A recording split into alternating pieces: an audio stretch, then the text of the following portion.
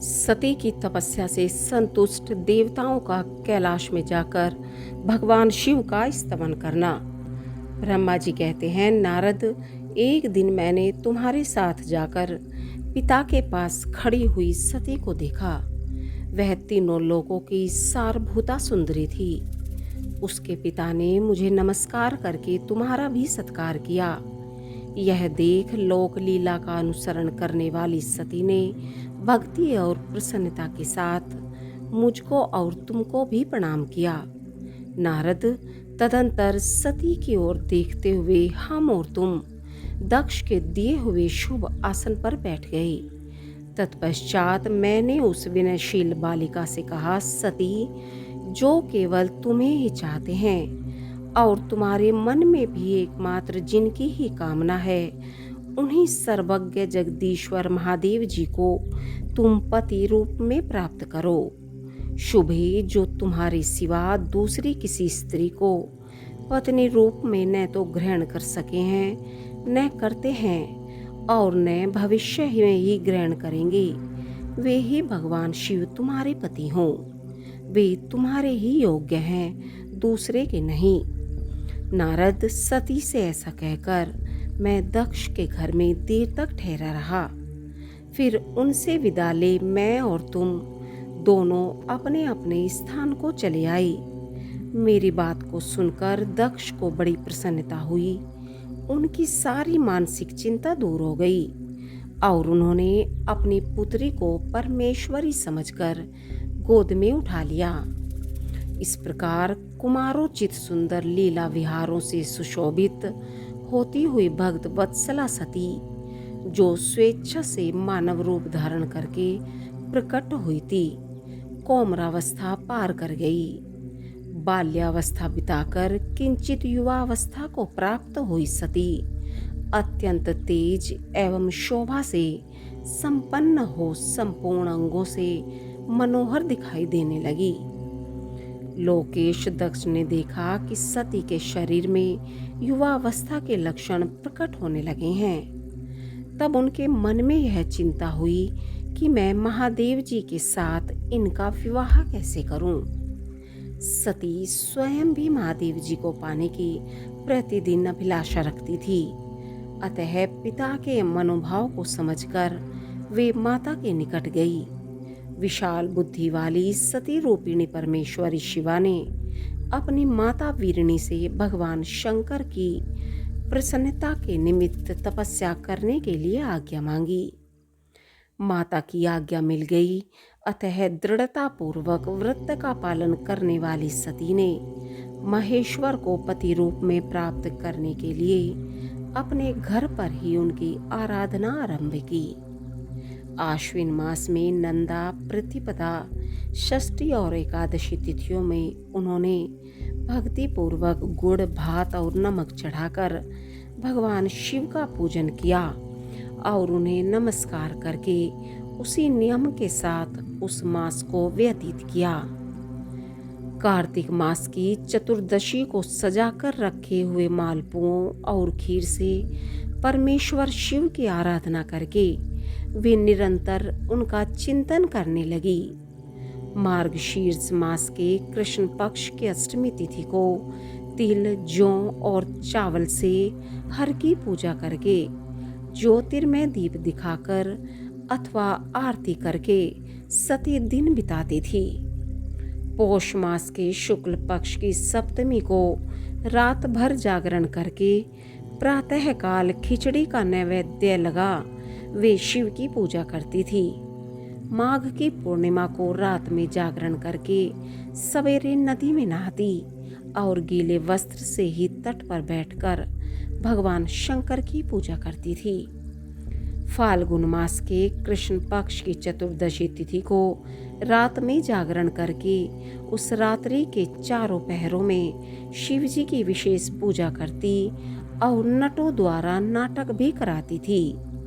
चैत्र मास के शुक्ल पक्ष की चतुर्दशी को वे दिन रात शिव का स्मरण करती हुई समय बिताती और ढाक के फूलों तथा दवनों से भगवान शिव की पूजा करती थी। वैशाख शुक्ला तृतीया को सती तिल का आहार करके रहती और नए जौ के भात से रुद्रदेव की पूजा करके उस महीने को बिताती थी।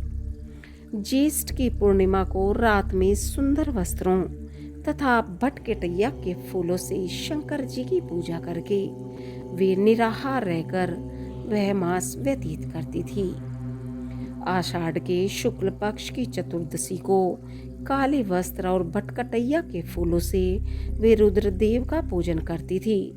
श्रावण मास के शुक्ल पक्ष की अष्टमी एवं चतुर्दशी को वे यज्ञोपवीतो वस्त्रों तथा कुश की पवित्री से शिव की पूजा किया करती थी। भाद्रपद मास के कृष्ण पक्ष की त्रयोदशी तिथि को नाना प्रकार के फूलों और फलों से शिव का पूजन करके सती चतुर्दशी तिथि को केवल जल का आहार किया करती। भांति भांति के फलों, फूलों और उस समय उत्पन्न होने वाले अन्नों द्वारा वे शिव की पूजा करती और महीने भर अत्यंत नियमित आहार करके केवल जप में लगी रहती थी। सभी महीनों में सारे दिन सती शिव की आराधना में ही संलग्न रहती थी। अपनी इच्छा से मानव रूप धारण करने वाली वे देवी दृढ़ता पूर्वक उत्तम व्रत का पालन करती थी। इस प्रकार नंदा व्रत को पूर्ण रूप से समाप्त करके भगवान शिव में अनन्य भाव रखने वाली सती एकाग्रचित हो बड़े प्रेम से भगवान शिव का ध्यान करने लगी तथा उस ध्यान में ही निश्चल भाव से स्थित हो गई। मुने इसी समय सब देवता और ऋषि भगवान विष्णु और मुझको आगे करके सती की तपस्या देखने के लिए गए। वहां आकर देवताओं ने देखा सती मूर्तिमती दूसरी सिद्धि के समान जान पड़ती है। वे भगवान शिव के ध्यान में निमग्न हो उस समय सिद्धावस्था को पहुंच गई थी। समस्त देवताओं ने बड़ी प्रसन्नता के साथ वहां दोनों हाथ जोड़कर सती को नमस्कार किया। मुनियों ने भी मस्तक झुकाए तथा श्री हरि आदि के मन में प्रीति उमड़ाई। श्री विष्णु आदि सब देवता और मुनि आश्चर्यचकित हो सती देवी की तपस्या की भूरी भूरी प्रशंसा करने लगे। फिर देवी को प्रणाम करके वे देवता और मुनि तुरंत ही गिरिश्रेष्ठ कैलाश को गए जो भगवान शिव को बहुत ही प्रिय है। सावित्री के साथ मैं और लक्ष्मी के साथ भगवान वासुदेव भी प्रसन्नता पूर्वक महादेव जी के निकट गए। वहां जाकर भगवान शिव को देखते ही बड़े वेग से प्रणाम करके सब देवताओं ने दोनों हाथ जोड़ विनीत भाव से नाना प्रकार के स्तोत्रों द्वारा उनकी स्तुति करके अंत में कहा, प्रभु आपकी सत्व, रज और तम नामक जो 3 शक्तियां हैं उनके राग आदि वेग ऐसा ही हैं। वेद त्रयी अथवा लोक त्रयी आपका स्वरूप है। आप शरणागतों के पालक हैं तथा आपकी शक्ति बहुत बड़ी है, उसकी कहीं कोई सीमा नहीं है। आपको नमस्कार है। दुर्गापति जिनकी इंद्रियां दुष्ट हैं, वश में नहीं हो पाती, उनके लिए आपकी प्राप्ति का कोई मार्ग सुलभ नहीं है। आप सदा भक्तों के उद्धार में तत्पर रहते हैं। आपका तेज छिपा हुआ है। आपको नमस्कार है। आपकी माया शक्ति रूपा जो अहम बुद्धि है उससे आत्मा का स्वरूप ढक गया है। अतएव यह मूढ़ बुद्धि जीव अपने स्वरूप को नहीं जान पाता।